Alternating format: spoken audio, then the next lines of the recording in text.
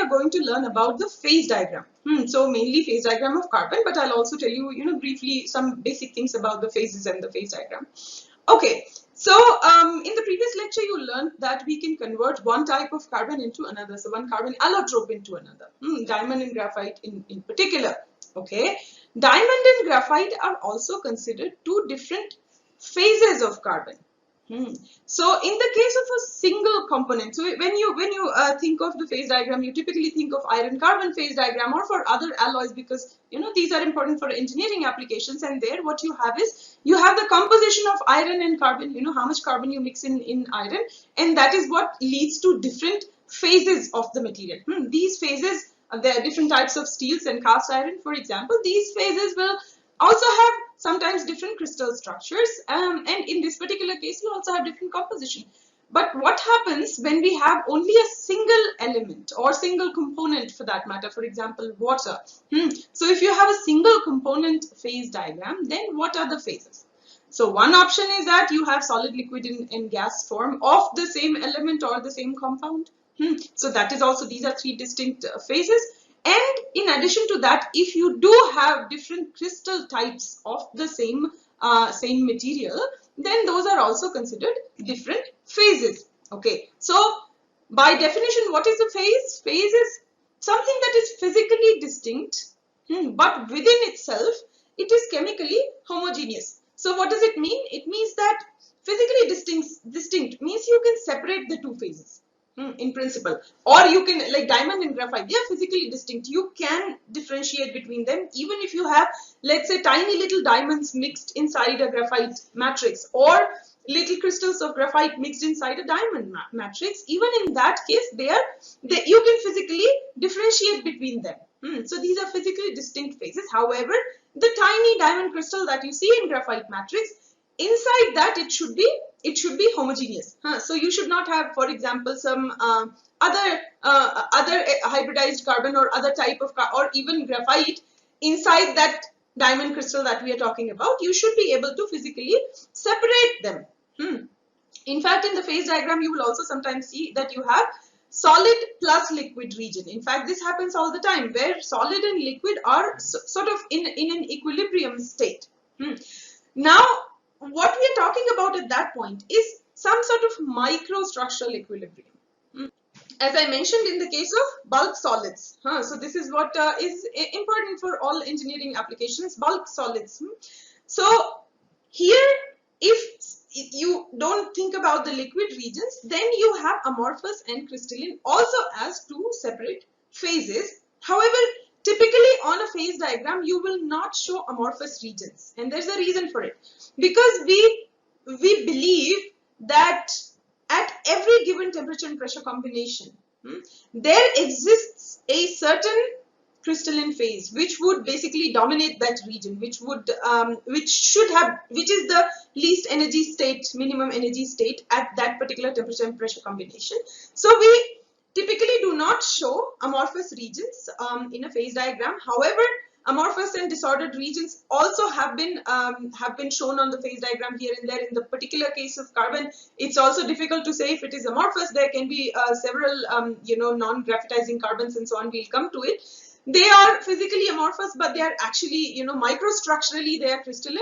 Their crystal, however, may not look like diamond or graphite crystal, but something else. Maybe it has a lot of curved carbon structures. But even they make a bulk solid which has crystallinity, but it shatters on breaking. So in the case of carbon, you will also see some phase diagrams where you see these kind of disordered carbons also on the phase diagram. But here what we will talk about will mainly have diamond and graphite phases, and of course other than that, liquid and vapor phases of carbon, if at all they are possible, and we'll see at what temperature and pressure they are possible. In fact, the reason why we have phase diagrams is because we, this is kind of a easy chart that we know that we have this temperature, this pressure, then this is the carbon allotrope that should exist. Or if I go on to another planet or on a certain star where I have the daily temperatures like 6000 Kelvin. At that time, which type of carbon I'm going to find there? What should I expect?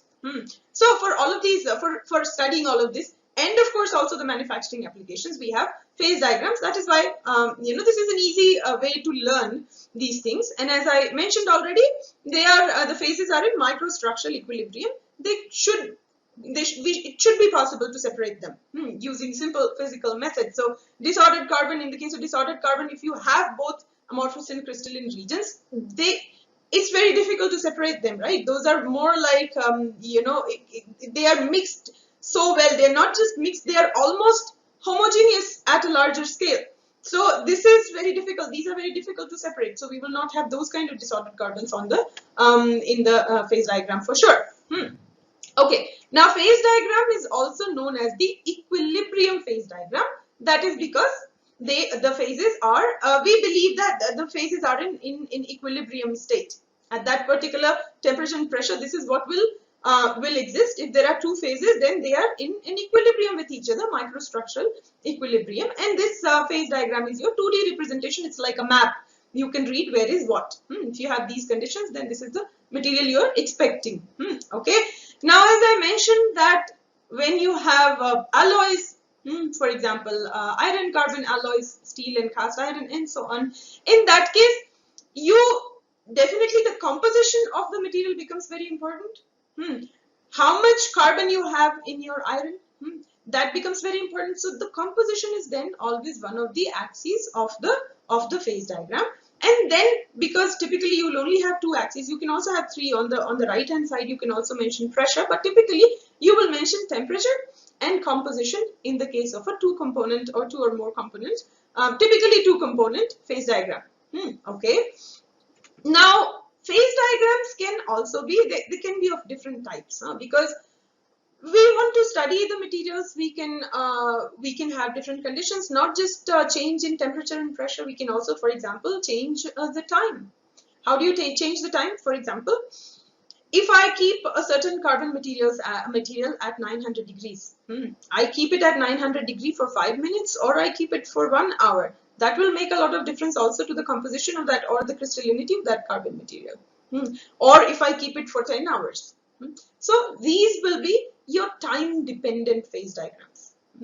But the easier ones, or the ones that we typically study, are the time independent ones, because we don't want to have too many variables. First, we want to understand the structure of the material or the composition or the behavior of the material simply without considering the process time or the existence of that, or the time of the existence of that material. So we typically would study time independent phase diagrams. However, depending upon your requirements, you can also have these different time temperature transformations. As I mentioned, this is what and also continuous cooling. When it comes to cooling also, for how long did you cool something, obviously it will make a difference. So these are the kind of time dependent phase diagrams. What about the time independent ones? As I mentioned, the first one is composition, where the composition is a variable. This is the one where you have two components. And then another one is that where composition is not a variable. We are always talking about one certain type of element or compound, as in the case of water, as also in the case of carbon. So the blue one, composition, where the composition is not a variable. This is what we are going to learn. This is going to be time independent, and our axes are going to be pressure and temperature. In principle, you can have temperature on y-axis and pressure in x-axis, or the other way around. That is not a problem. So note that we will always be talking about 100% carbon. So there is, even we are not considering any impurities or anything. We are always talking about 100% carbon. No change in the composition of the material. Okay. So yeah, as I mentioned, that the examples you can find different examples of different types of phase diagrams. Some of them can actually get very, very complicated because they may have the different phases, alpha, beta, gamma. But that will probably not happen to the case in the case of carbon, because you always have the single component. So it's a relatively easy, I would say, phase diagram. Okay, so why do we need the phase diagram? As I said, we want to learn what to expect from a material.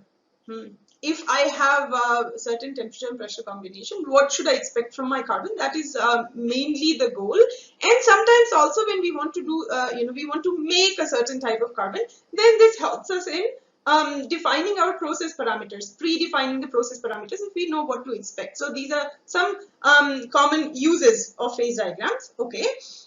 Now, as I already mentioned, that amorphous phases are typically not shown on the phase diagram. And the reason for this is that we believe that there is certain crystalline phase at every temperature pressure combination that exists, and that is the one that would dominate that temperature pressure combination. That's why we don't consider any amorphous regions, because you know that amorphous is not the most stable phase for any material. So the material always wants to get into a crystalline phase. So there should exist a crystalline phase at every point in the phase diagram, and that is why we typically do not show the amorphous phases. Okay. Now, one more interesting question is that, are nanomaterials shown on the phase diagram? The answer is no, because nanomaterials it's a completely different game altogether. We have nanocrystals, but in bulk they are powders. Typically the materials that we talk about on the phase diagram, they are the bulk solids or bulk liquids. They are bulk engineering materials. Nanomaterials can also be used for engineering purposes, but not directly. You have to bind them into something, because each one of them is a distinct nanocrystal. So somehow you have to bring them together before you do any manufacturing with them. And also when it comes to, then maybe when that material, let's say I make a composite out of nanocrystals, I put inside a resin or something like that, then that particular material can be considered a bulk solid, but not the nanomaterial itself. So we do not show them on the phase diagram. Also, as I mentioned, the material needs to be in the microstructural equilibrium. Now, we don't really go down to nanoscale. We should be able to physically separate out a certain phase from the material. So nanoscales, as on date, we do not show on the standard phase diagrams. So now we come to the phase diagram of carbon. Okay, phase diagram of carbon, as I mentioned, we have 100% composition in all cases. So without talking any further, I will show you the image. This is our phase diagram of carbon. Now I have pre-drawn all the lines here. So you see what are the different phases. You see diamond, graphite, liquid carbon, vapor carbon. Now liquid carbon, vapor carbon, you did not know about them before, right? Now this is the first time you're hearing about them. And the reason you can see already in this diagram, so if you see the x-axis, you have temperature into 1000 Kelvin. So you see up to 4000 Kelvin, there are no liquid carbons and no vapor carbons. So up to 4000 Kelvin, so in your daily life, you will not see any liquid or vapor carbon. Also, you see that you have graphite, which directly goes into the vapor phase at 4000 degrees, as long as the pressure is not too high. So at the standard pressure, 1 atmosphere pressure, what will happen is, if you keep on heating graphite at certain point, which is approximately 4000 Kelvin, that will directly convert into vapor. What does that mean? It will sublimate. It will never convert into a liquid. This is at standard pressure when we just increase the temperature. So now see, this phase diagram makes it so easy for you to understand. Now you will say that I don't have any diamond. So this 1, 2, 3, I will explain the regions 1, 2, 3. But you will say that I don't have any diamond at standard room temperature and pressure. But we do see diamonds in standard room temperature pressure, right? The point is that here the y-axis is in gigapascal. And why did I take it in gigapascal? Because we have to go up to 1000 gigapascal. We have to go to like really high pressure. So we need to choose the axis in such a way that we can fit in, this entire range of pressure onto it. So that is why I have started only from 0.001 gigapascal, and the standard atmospheric pressure is actually 1 atmosphere is 0.0001 gigapascal. So that is kind of not shown here. So that little square box, now you see that region is what actually, if you sort of zoom it in, that is the region where you have your standard pressure and temperature conditions, and that is where you actually see only diamond graphite as two phases. You don't see liquid carbon, you don't see vapor carbon. You also, now this number 2, by the way, it has diamond in it. It has diamond in it, but that diamond is metastable. And that is why I said that diamond that we have is the metastable diamond. That is a metastable. Now, if you zoomed that part in, you would see metastable diamond and graphite is what we actually have at room temperature and pressure. Now what happens if you keep on increasing the pressure and slight increase in the temperature as well, and keep on increasing the pressure at very high pressures, the more stable phase would then be diamond. Okay, then so for example, but those are like really high pressures. You see that 100 gigapascal and above. What you have is then you don't have graphite there. Then you rather have diamond. And also, however, you need to also be slightly at higher temperature side. But even if you have the room temperature but very high pressure, in that case, diamond becomes the more stable phase. And there, the region number 1 that is shown in this diagram, there you actually have diamond that is more stable and graphite that becomes now metastable. So you may also find some graphite at that pressure, but that will try to convert into diamond. So that is your metastable graphite. And in the case of region 2, where you start actually from the room temperature pressure, now what we have in our daily life, there you have graphite as a more stable form, and diamond here is the metastable form. Of course, this calculation we have already done, that you don't naturally convert graphite into diamond, diamond into graphite, and there is activation energy barrier and so on. But this is how this is the distribution of carbon allotropes. Okay, now what is the liquid carbon and what is the vapor carbon? So you can see that these phases do not exist under standard room temperature or pressure either way. However, it is possible to have liquid carbon, and it is possible to have also vapor forms of carbon, and these are the forms which are not very well known, because you see those experiments are very difficult. In the case of iron carbon diagram or other alloys and so on, what you can do is you can typically, the temperatures are not so high, you can still perform the experiment. But in the case of carbon, the temperature pressure conditions are so high that it's extremely difficult to actually do experiments and physically, see the properties of liquid carbon. So these are not the forms that we would encounter every day, and definitely there's not so much known about liquid and vapor phases of carbon, and they will only exist at very high temperature and pressure. Okay, yeah, so yeah, all of this I have already shown. The vapor and liquid forms will only exist under the extreme conditions. Okay, so you don't need to worry about the liquid carbon in your daily life, or for no matter what you do for your manufacturing applications, you're not going to convert carbon into a liquid, because typically you're not going to use those high pressure temperatures in any way. So in most cases, unless you're scientifically interested in carbon allotropes, liquid and vapor carbons are not something that you need to worry about. Now, as I also wrote that sometimes you can also, a lot of this data has actually been placed in the diagram by extrapolation or simulations. In fact, in the last 20-30 years, a lot of simulation studies are being conducted. Before that, people were mostly relying on the experimental data. Now simulations make it easy to some extent to extrapolate the data on the phase diagrams, and there when you're performing the simulations, you can go up to whatever 1000 or 100 gigapascal, and you can also simulate it at very high temperatures. Of course, this will also depend on how you simulate. This will depend, what kind of effects you're considering. For example, when you have such high temperatures, then what kind of radiation will take place? What kind of cooling will take place? Are you going to consider this material in space where there's no cooling taking place and there are no external factors? So these are all the things that you will need to, these are the inputs that you need to give into your model, and based on all of this, several different types of modeling simulation studies have been carried out, and actually that from there we get this data.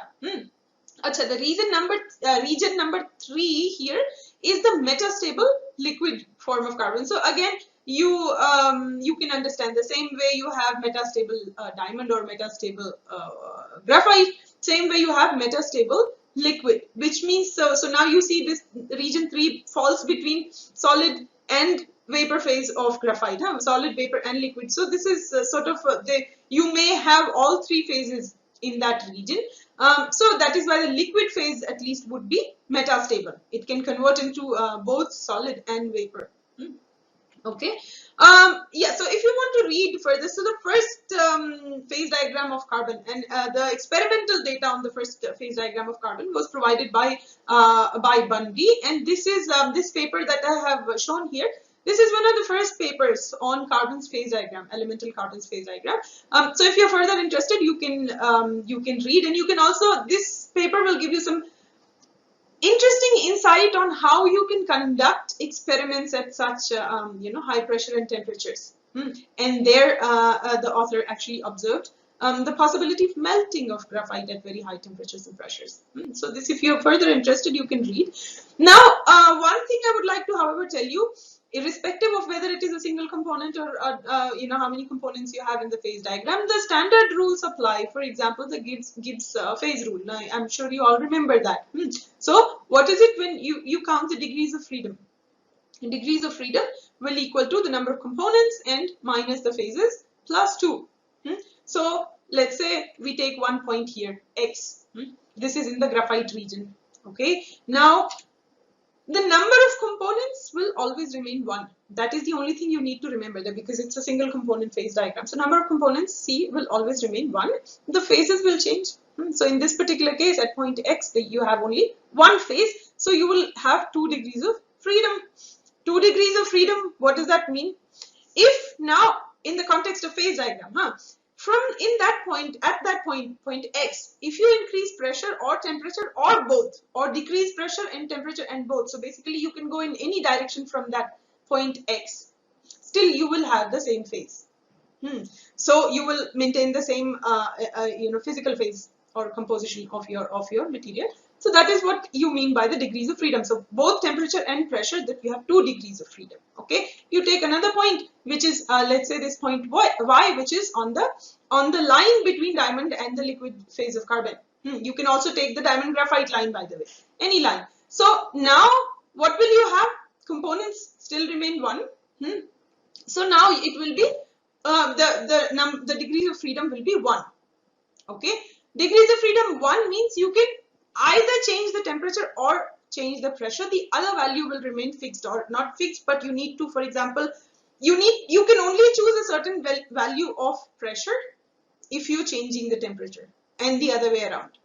So this means you only have 1 degree of freedom. You can only, if you change both, then you will lose the phase.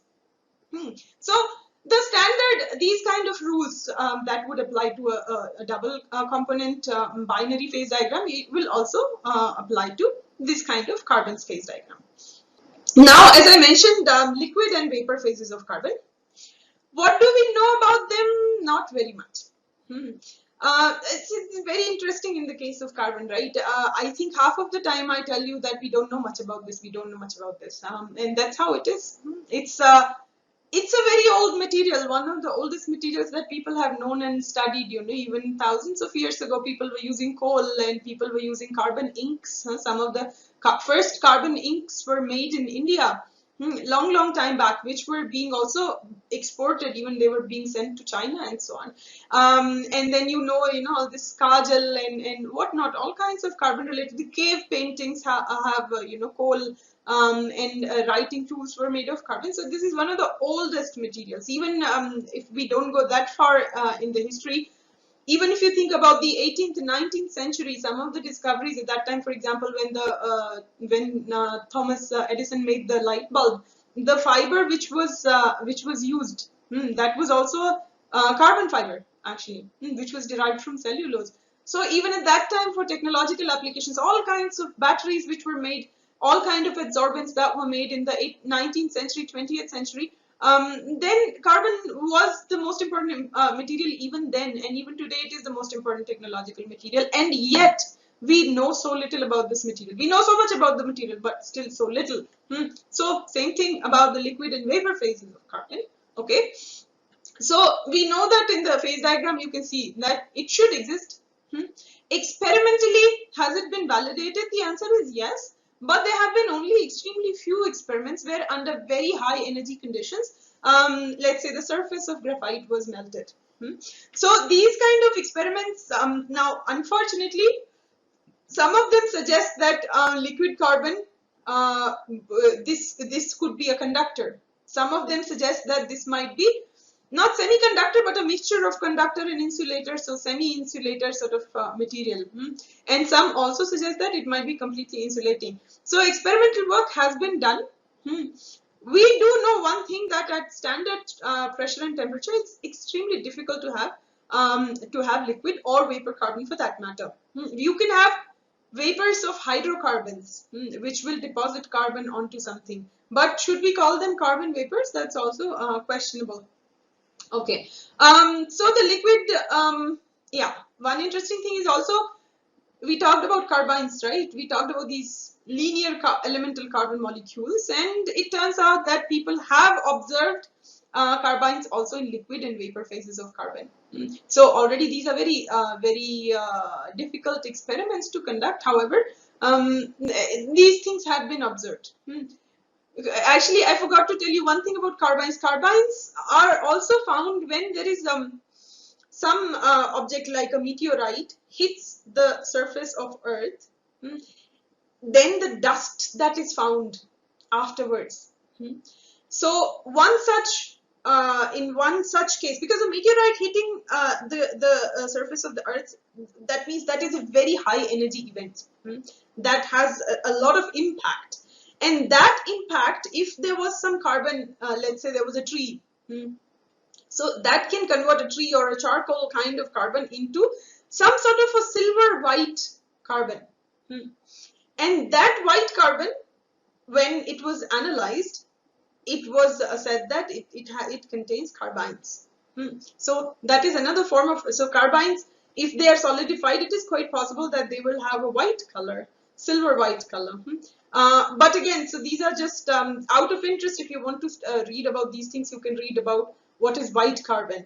So that is also, that contains carbines. Okay, so it has been suggested that both vapor and liquid phases may contain carbine. And then there have been a lot of the experiments, for example, heating of graphite rods, pulse heating of glassy carbon, and there are many other examples which I have not mentioned here. Basically, any very high energy experiment can convert your, you require very high energy experiments and very high pressure for sure, and very high temperatures in order to perform these kind of experiments. And as I mentioned, it could be an insulator, it could be a partial insulator, or also in some cases, some experiments suggest that it could be metallic conductor. Okay.